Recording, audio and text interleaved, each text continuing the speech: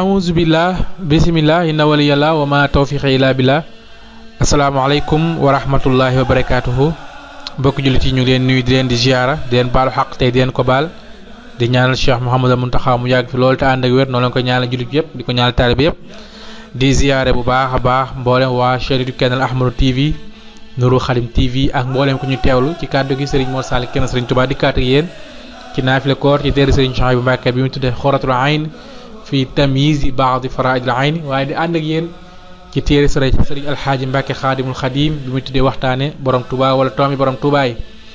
tey ñu nekk ci fukkeelu guddi ak juróom-ñeent ci weeru koor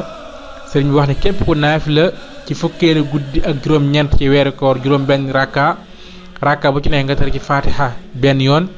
teg ci qul huwallahu ahad juróom-ñaari yoon nee na ku ko def insha allahu rabbi nee na googu julli ak payam moo di aljana te ku ko def yàlla dana ko musal ci lépp lu mu ragal te bu ñaanee xaajoom yàlla dana ko fajal